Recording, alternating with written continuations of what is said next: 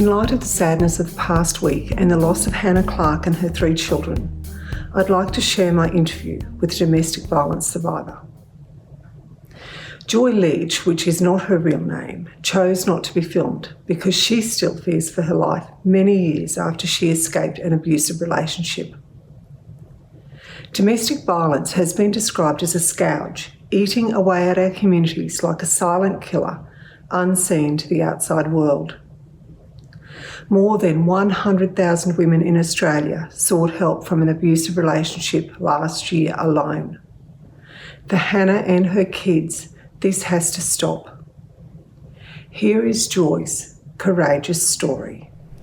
Thankfully, in Australia, there is help available to people in abusive relationships and a huge push within our society to break the chain of domestic violence in families. Joy Leach has very kindly joined me today. And Joy, thank you, because I know your story isn't easy to tell.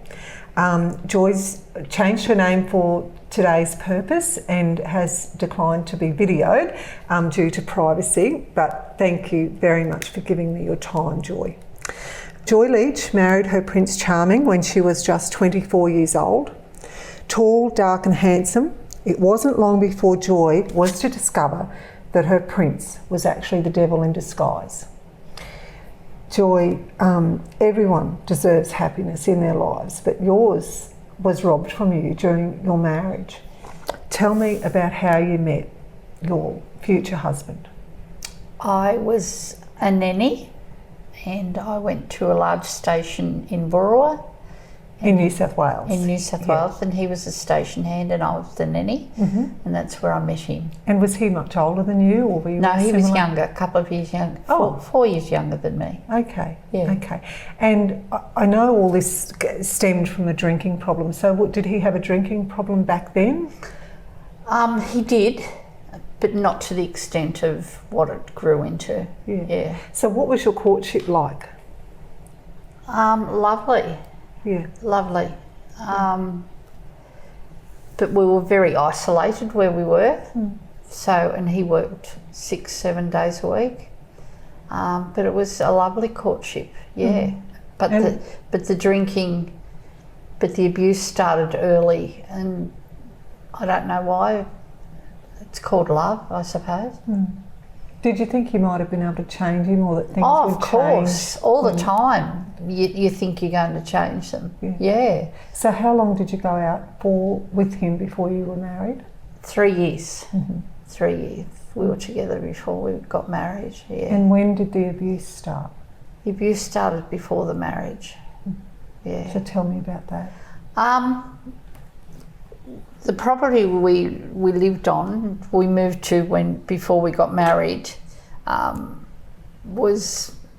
had a really, really steep hill, and we would go for drives, and just for chuffs he would have had a couple of beers and he'd drive down it doing 100 k's an hour and say, you know, what would it be like if I opened the door and pushed you out, and say stupid things like that.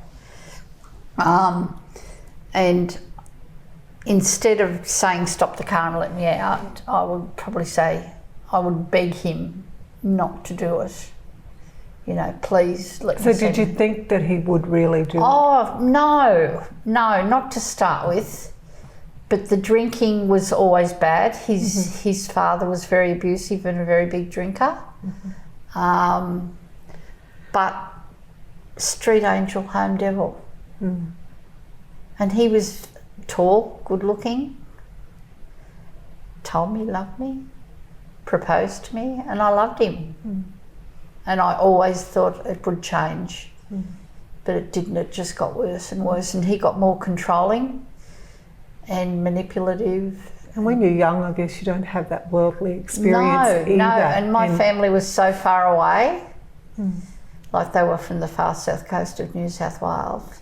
And my mother always had questions about him. She liked him, but she didn't want me to marry him. And she verbalised that to you? Yeah. Because that can be tricky. Yeah, and my 2 brothers are very proud, and things like that didn't happen in their family. And I could never go to them and talk to them. I've still got a good friend down the coast that I talk to, and she knew what he was like. But she said he might change. You know, you might be able to change him. And I thought with children he would change. Yeah. So, did you ever consider not marrying him? Did that, or you just no? thought, he's the one. He's the one I love. I was in love. Yeah. And yeah. So you married. How long before you started your family? I was 26. So a couple of years. Yeah, a couple of years. Yeah. And is that when the violence escalated? It did in a way because he couldn't handle. We had a difficult child who didn't sleep. Did he want a family? Oh yes. And our firstborn was a son, so that was wonderful. Yeah. And was he a loving dad to begin with? He was a loving dad up to after about 6 months, when babies settle down and they sleep a bit better and things like that. Because that can be a trying time for anybody when you have a new baby and they're crying through the night and there's no one's really sleeping and no one. Yeah, that's right. But as a mother looking after a child, I was still expected to go and help him with the child in the sheep yards, rounding up sheep, doing whatever. I was never allowed to, and I put up with that. I was never allowed to wear makeup or wear jewellery. And saying I was never allowed, if I did, I had a girlfriend who was right into jewellery and makeup. It was take that shit off your face. You know, you're not wearing that. I was always told that I was fat and ugly. I've always been overweight. But I said that's the way I am. And if I did retaliate, he wouldn't do anything then when he was sober. He would wait until he'd had a few drinks. So what was he like when he was sober? Was he... He was charming. Everybody loved him. Charming. But to you, at home, like if he hadn't been drinking, was there any kindness or any love shown? Oh, for sure, there was. But once he could never have one can or go to the pub and have one drink. He'd have to write himself off right from the beginning. And, to before what everything happened, you know, his kids always said to me, why couldn't we just go to the pub and have a couple of beers and come home? He would have to write himself off. Yeah. And like when he was abusing me, his father was still abusing his mother. Did you ever talk to her about it? Or you just no, because she was in that same roller coaster as what I was in. It was just, she just went with the flow and put up with it all her married life. I guess back then, because we're talking, well, for her that would have been 60 years ago. 70s, 80s, yeah. But, you know, even 40 years ago, there would have been, for you, still shame in what was happening, was there? There was shame with her. She was a very private person. Yeah. But he would, my husband never gave me a black eye or a mark on my face. So he was pretty clever. He really. would get me down on the ground and kick me, yeah. And that went on for 25 years, but the kicking got worse, yeah. Whereas his father would physically bang in the eye of his wife. So do you think, did anybody know it was happening to you, Joy? Yes, his mother did. Did she offer any help or any advice? No. All I wanted, I always was told by my mother, you get married for life. I lost my father when I was 8. She was only early 40s, he was 40. She said, there's no going back, and that was always in my heart. No, I'm going to work at this, and one day it's going to pan out and everything's going to be hunky-dory. So when he would kick you, what sort of injuries would you have? And I had, at one session, but that was many, many years after, I had 11 broken ribs. I had a very good GP. I had very good GPs. So it was all documented, which at the end of it was all brought up. The police all got hold of it and that. And he broke my leg twice, my left leg, my femur. so how would people ask what happened to you when you were injured? I've got one very good friend, and she knew what was going on all the time. But you know, like if you're down the street, and you know what small country towns are like, oh, Joy, what happened to you? You had a fall, did you? Funny. So, yeah. I was a nurse, an aged care nurse. Now that's really interesting too, because you only started nursing as a mature age woman, didn't you? So, sorry, just to digress a little bit, how did he cope with you going off and doing something like that for yourself, and what made you decide you wanted to do nursing? Well, I decided to do nursing because my children wanted to go to boarding school. Mm-hmm. And as you know, station hand managers' wages weren't great. Mm-hmm. We did have cattle and we had leased ground. Mm-hmm. But he always said to me, if you want to send your kids to boarding school, and one of them wanted to go to a very nice boarding school, and I said, right, I'm going back to work. So how did he deal with that? Towards the end, he didn't deal with it at all. It was an hour and a quarter for me to drive, and towards the end, he would drive me to work at 5 a.m. in the morning and then drive back, work all day and come and pick me up. And then it got to the stage where all my children had not left home, but they were at college and wherever. I would do things called back-to-back, and I would drive in and do an afternoon shift, sleep for 6 hours on the premises, do a day shift, and then drive home. But he would drive me to town, and then he would come and pick me up. And was it a little bit of relief for you to have that? Oh, for sure. I did a lot of... I'm not saying that I lied, but a lot of times I would be in extreme pain, and I would... At one stage there, I had a job to walk, but I was determined to go to work.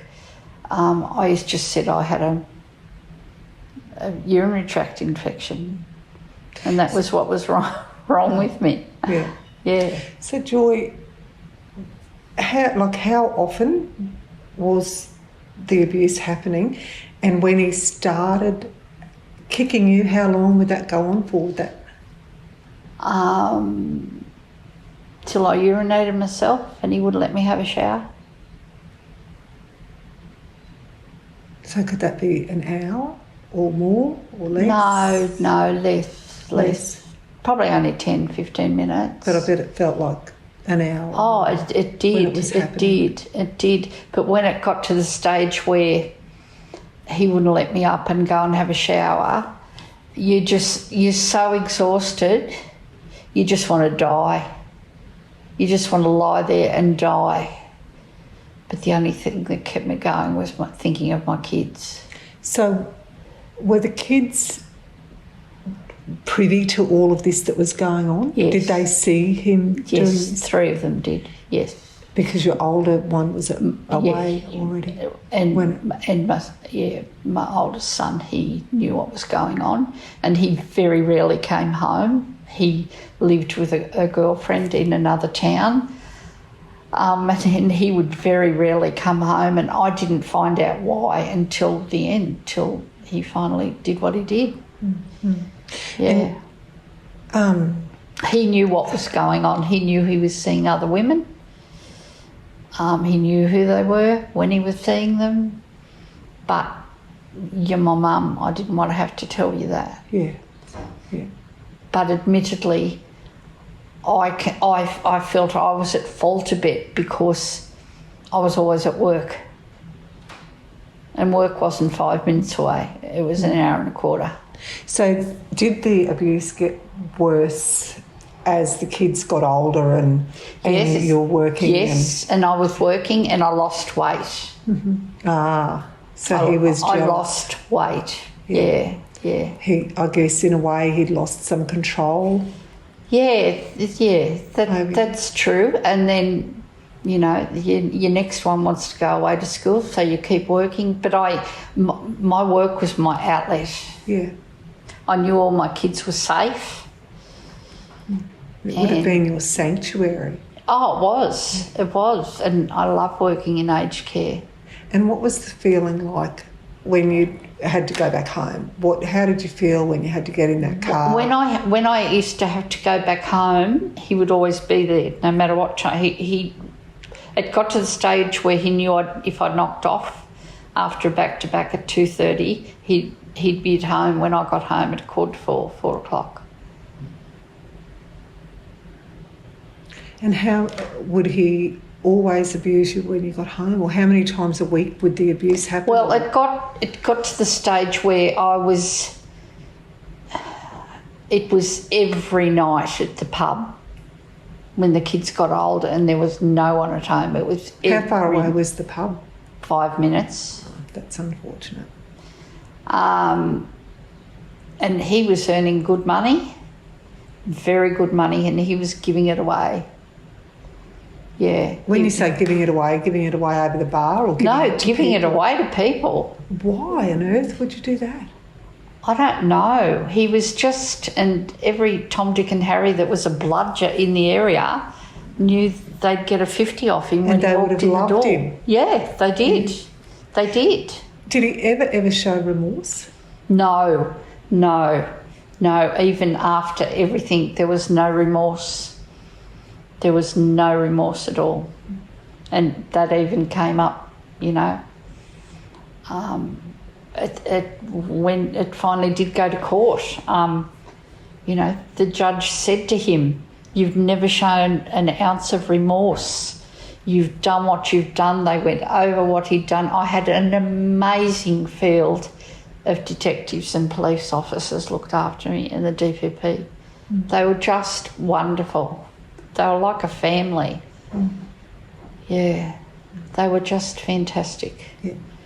Joy, yesterday when we were chatting, you told me about an incident with some masking tape, that he'd have the masking tape on the table if you were late coming home from work. Tell me about that again.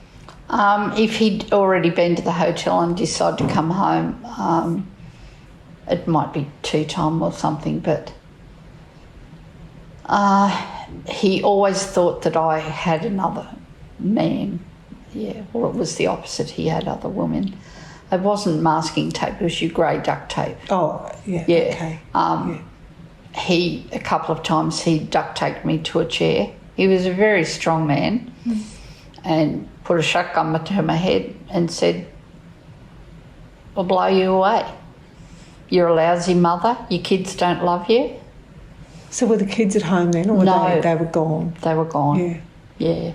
That was towards the end. Gosh. Yeah. How many times did that I think happen? it only happened about 3 times. It's 3 times too Three many. times too many. You would have been absolutely terrified. Yeah, I was. And that's, people, and you do. It was like when you're on the ground and you're getting the guts kicked out of you. I'd go to the doctor and I'd say, "I just want something for the pain," and that's why my back's buggered and my ribs are buggered. And he'd say to me, "What happened?" And we'd go for x-rays and he'd look at me, and it's a privacy thing with your doctor. They can't say anything to anyone else unless you give them permission to. And I didn't want them to give permission to anyone. Why? I don't know. I think I was scared. There was several guns hidden around the sheds, the farm sheds and that. I knew where there was guns. It got to that stage where, I don't know, it was a blessing for him to go and get drunk and pass out on the lounge. It was a blessing. It was a blessing for me to be in bed when he got home from the pub. If I wasn't in bed, that would be it. But if I was in bed with the bedroom door shut, he wouldn't come and do anything. So what would set him off? Just plain alcohol. There was a lot of alcohol in the house. Yeah. Not that we bought it. It was just there because of what we earned our money from. And he threatened my youngest. When you say you earned your money from the alcohol? Well, we grew... Oh, the grapes. Wine grapes. Yeah, okay. So you were always being given wine. Yeah. We grew wine grapes. And we did before, when he managed the property, before we had our own vineyard. It was huge. And we were always, where we delivered the grapes to, you'd get a carton or 2 cartons or whatever. So there was always a lot of alcohol. There was. Yeah. So would he just come at you for no reason? It wasn't because necessarily, a meal wasn't on the table or he didn't like no, there was always, because if there wasn't a meal on the table towards the end, I'd cop it, why weren't you here, why isn't it on the table? But it got to the stage where he didn't want a meal. His meal was alcohol. Yeah, his meal was alcohol. And he'd drink to oblivion, nearly every night of the week. And then there'd be, I'm sorry if I did threaten to go and get in the car. Oh, you've got nowhere to go to. Your brothers won't believe you. And there was always this, you're a lousy mum. And to this day, I still question myself as a mother. Because he just got into your head that much. It just gets into your head so much. Yeah. And it...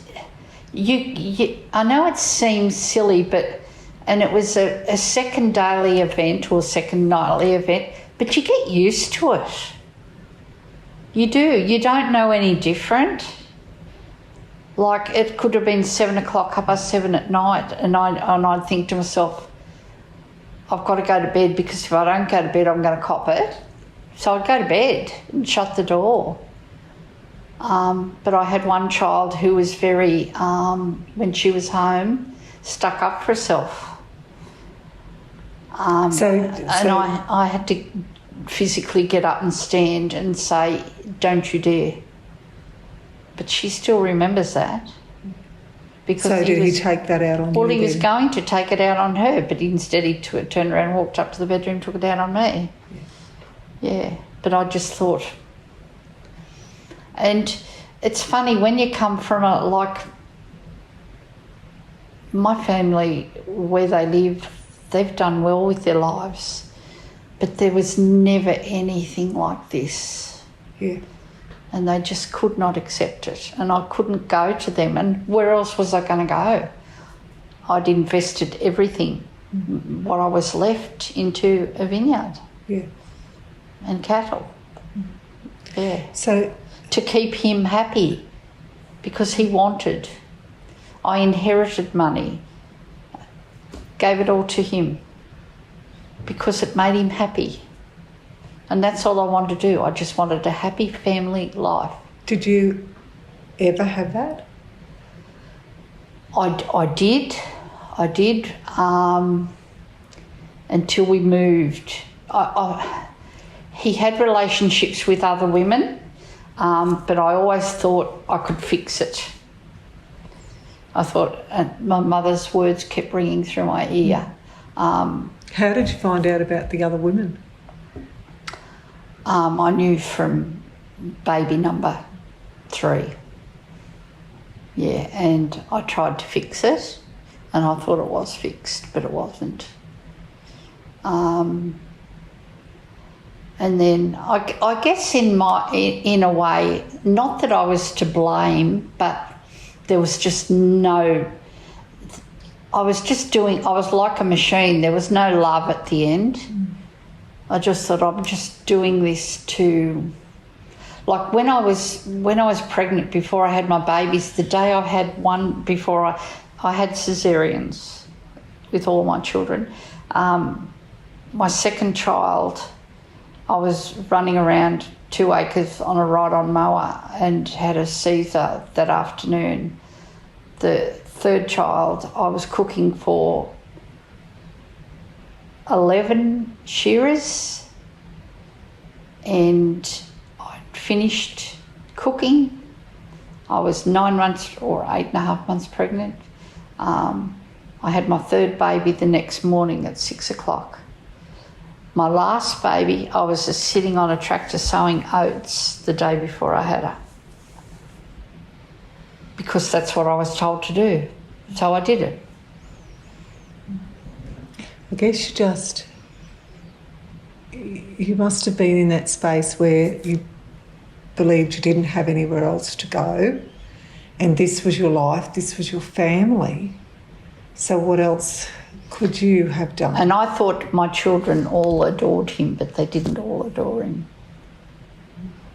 So you didn't But talk. I found out that later, yeah. So did the abuse ever reach out to the children? It did to one child, yeah, but I intervened both times and said, no, take it out on me, and he did. And she still remembers that. But you do, you get that way, it's just the normal way. Like I would drive home from work and I would think, is he going to be sober when I get home, or is he going to be at the pub? Most days he was at the pub. Don't get me wrong, he worked hard. He did work hard, but, you know, he'd be up at the crack of dawn. But towards the end, he didn't work hard. He was just wholly and solely alcohol. Yeah. And other women. And my kids saw that, but they weren't game enough to tell me. They didn't want to hurt me. So what were do you know what the other women were like? Yeah. I just don't imagine. Yeah. I can't imagine a woman knowing that a man has a family and why they would... One was a publican's wife, not wife, partner. And then of all things, he was dead against drugs. And fortunately, I got all my children through that period where they never touched drugs. And I feel very blessed with that. Yeah. But yet he was seeing a woman who was in her 60s. How old was he at that stage? 44. She was supposedly a friend of mine, and he was seeing her while I was at work, an hour and a quarter away, and when he was drunk, he was, well, I wouldn't say seeing them, he was sleeping with sleazebags. Yeah. Yeah. Do you think he ever took that violence that he had towards you into those other relationships? No. So no. he remained the... No. He was a very, very good-looking man. Yeah. Very good-looking. And after he'd had a few drinks, you know, this publican partner just knew he was easy prey, and yeah. But a lot of this didn't come out till the end. Yeah. And when it did come out, I was just, yeah.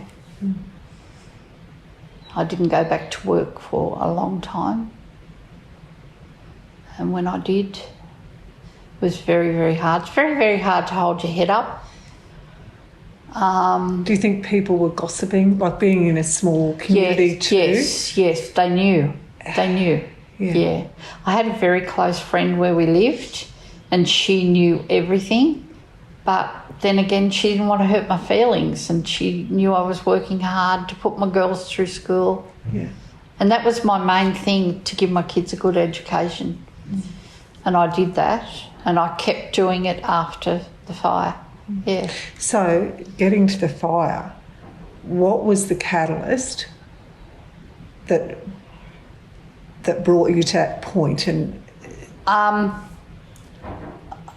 me and my youngest child were home. It was school holidays.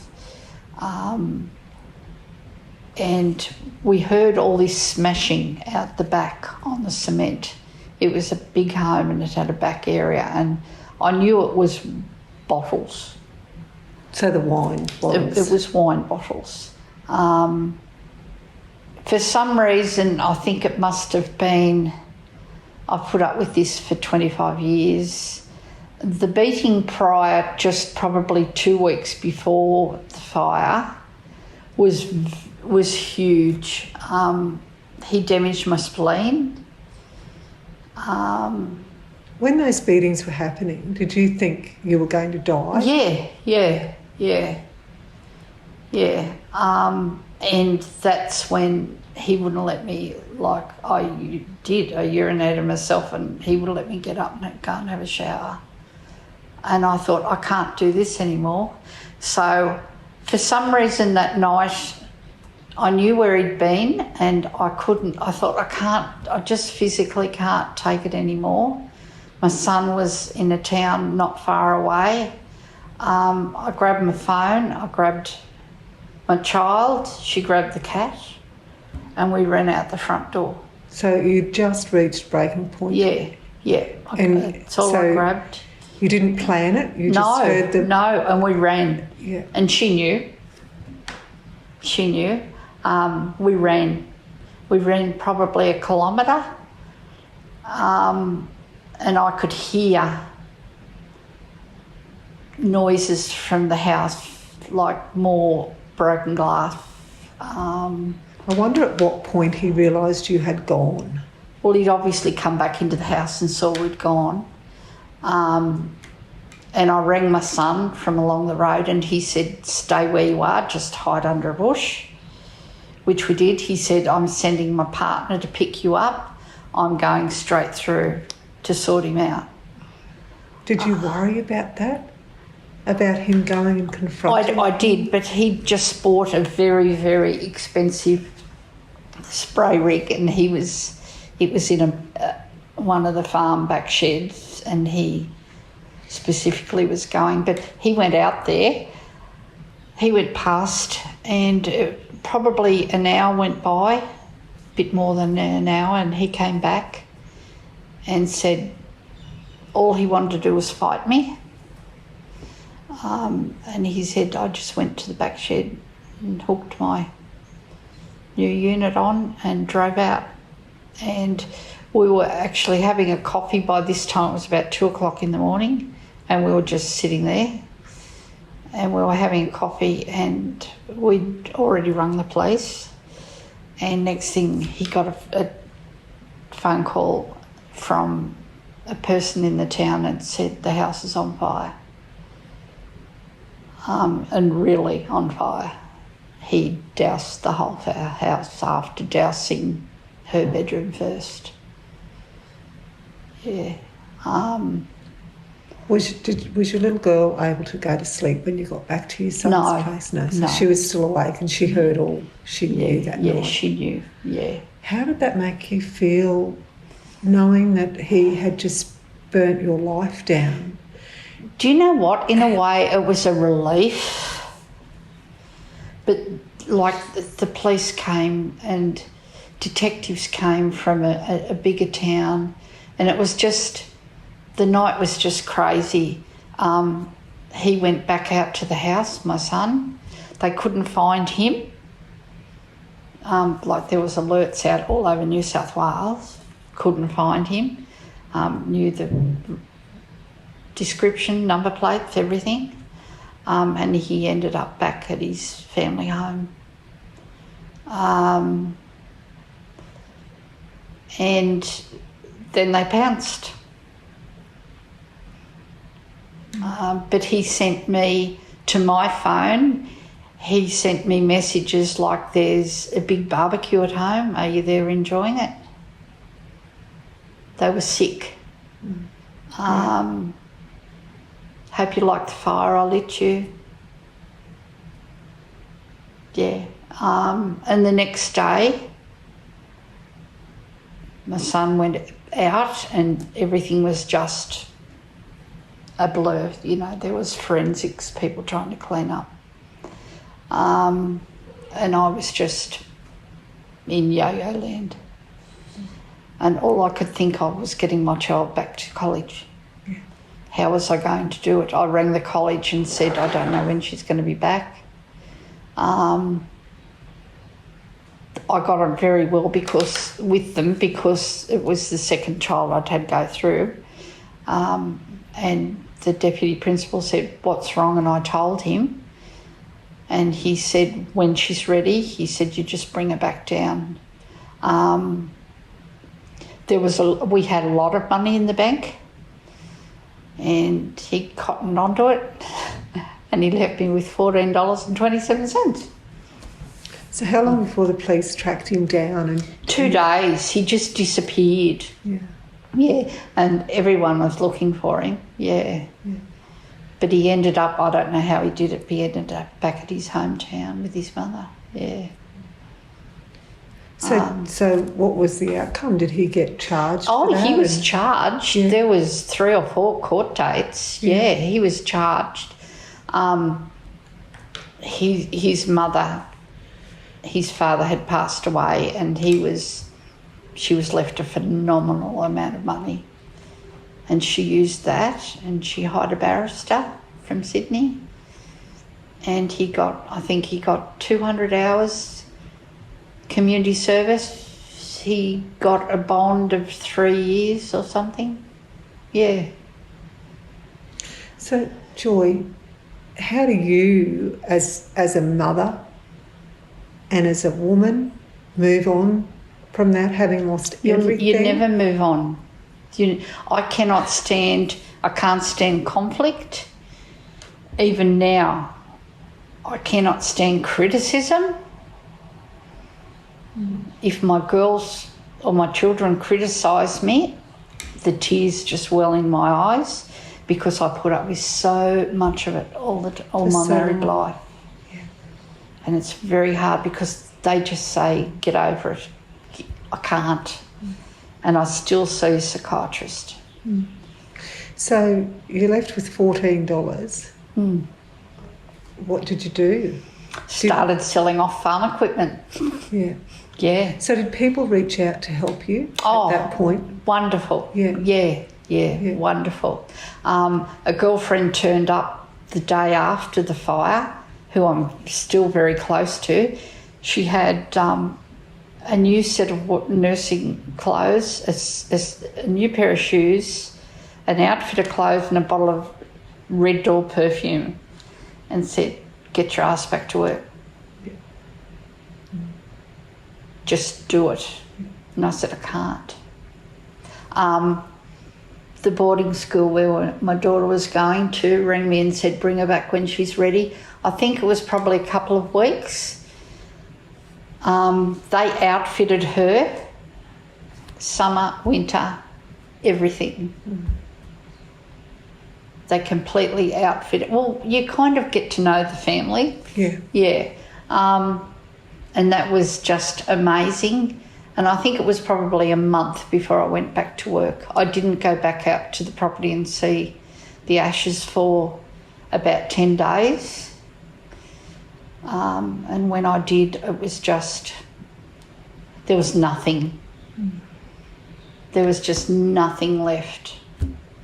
A lot of the farm equipment, I sold it. Whatever I could. Yeah. And that got me a bit of cash, but I still had to rent a house in town. And I just kept nursing and kept putting my girls through school. And they all went on to ag college after that, both of them. my other one went on to learning what she learnt and going a long way. And Joy, I know you said to this day you question, your ability as a mother, but I know 3 of your children, and I know that they are really good people. They are. In spite of how they grew up. Mm. So that comes from you, that doesn't come from him. Mm. Yeah. And I take pride. I did that. I tell everybody that was my doing. Yeah, well, you're quite entitled to yes, that. Yes, Yeah. And I've got, a beautiful boy, and he's got his own business. They've all done well. Yeah. And I take that on myself. Yeah. Because my kids always came first. Yeah. Always become first. And, you having the strength and courage that you had, obviously, to endure what you did for all that time, that rubs off on your kids, the courage that they see their mother have. I think. But I feel guilty that my children all had to work so hard when they were little, and they did. But that's not your fault, is it? That shouldn't be your burden to carry. But why didn't I stand up and say, no, these kids have gone to school all week, let them be kids. Why have they got to go to the cattle yards all weekend? Why have they got to plant grapevines? Because you probably would have been knocked down and kicked. That's right. So you didn't have a choice. No. Yeah. No. He just made those rules, and I saw my kids come home absolutely buggered, and they were little. I had a 2-year-old putting vines in holes following her, the rest of the kids. But she was told to walk kilometres, and she did it. And thank God they've all got marvellous work ethics. Yeah, well, that's one blessing, I suppose. It is. But you still feel guilty that your kids didn't have... I mean, they still did their thing. They still had their horses and things like that. But it was always, oh, you're not doing it right, or, even when they were riding, you're not doing it right. There was no fun in it. Do you know what I mean? There was no... It's hard to explain. It was work. It was work. And even when I was nursing, if I did 6 shifts a week, that's 7th day, I couldn't just do the housework. I had to go and work doing other things. Like you couldn't, one thing sticks out in particular. When I turned 40, there was never any birthday presents or anything like that. Not a card, not a dinner, nor... But you do, and I can see how other women get in ruts. It's just the normal way. You just put up with it. And you wake up the next day and you think, well, he didn't kill me, so we'll just get on with life. And then it happens again, and it's a roller coaster. Do you ever think back to that night when he lit the fire and think how lucky you were, maybe that was the night? It was just instinct, yeah. Yeah. And for some reason that night I went to bed and I was still in my clothes. I just laid on top of the bed. It's like I had a sense that something was going to happen. Yeah. Yeah. Someone was looking out for you. Yeah. And I've never, ever had that sense before. But I just thought, no, we've got to get out something, whether it was the smashing of the bottles or whatever it was. So, Joy, there's people living like this in Australia today who probably feel like you, that they don't have any support, they don't have anywhere else to go, but they do. So if someone's listening, or they know someone who's in trouble?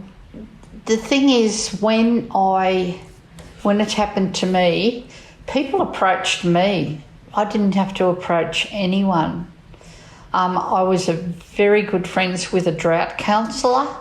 She was my first point of contact. She contacted me. the next morning. She'd heard, and she contacted me, and from there she drove out to see me, and that's what she was and still is. She's a drought counsellor. She's a rural counsellor. And I nursed with her before she became a counsellor.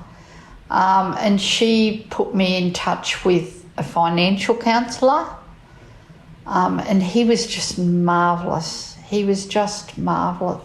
And then and back then there wasn't places like Centre Care and, but I mean, even the police, I wasn't game enough to go to the police because he'd always say to me, they won't believe you.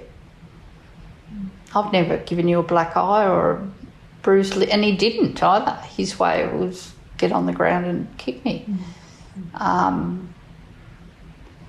And I just, they kind of came to me. I didn't have to go to them. But there is so many places out there now.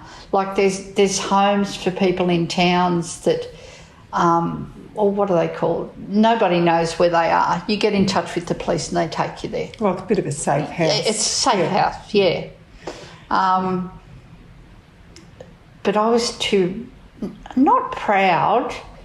I didn't want to admit that I needed one of those places because I was still going to fix it. But you never do fix it. It just gets worse. And I used to think of my mother and of how we started our business. It was my inheritance. And I used to think, I can't let go of that. That's mine. That's what I was left. You know, that's worth a lot of money. But even the people that we sold the grapes to, they contacted me. You know, it was just, the support was unbelievable. It really was. But it took me a long time to come to grips with what happened. I think I was in shock for about the first week. And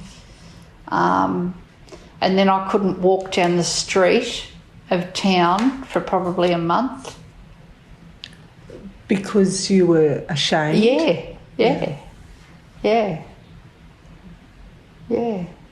And I guess in the back of your mind you would have been thinking, are they going to ask me about it? And it was on the news, it was in the papers, you know, and I'm thinking, I don't want this in the news and on the papers. But after when I did the documentary, they were just amazing. That was the most amazing thing to do. You know, you've got the Commissioner of Police there saying to you, you know, good on you. And it was a hard thing to do. But, you know, I've had people, they do it at local high schools, they show it, and I've talked at the school once and I've just said, you know, look out for these things before you even take that plunge of getting engaged or getting, you know, the manipulation was unbelievable. Yeah. And I read now all about narcissism and I think, gosh, I should have known that the first time I went out with him, you know. You think, oh, what a fool was I. She had those rose-coloured glasses on. Yeah, you do. Yeah. So, Joy, if someone's in a similar situation to what you've been through, what would you say to them? I would say to them, get out straight away before it gets any worse, because it's not going to get any better. It's going to get worse. If he says to you, oh, I'll stop, you know, we'll fix this. No, it's all bullshit. Yeah. Get out. Yeah. Get out now. There is safe houses out there. There are people that will protect you. Yeah. And there are. Thank you, Joy. Thank you very much. I know that's Very not welcome. easy. Thanks so much for watching our video. I hope you enjoyed it. And please try to remember to just click on the subscribe button so we can keep you updated with everything that's happening. Thank you.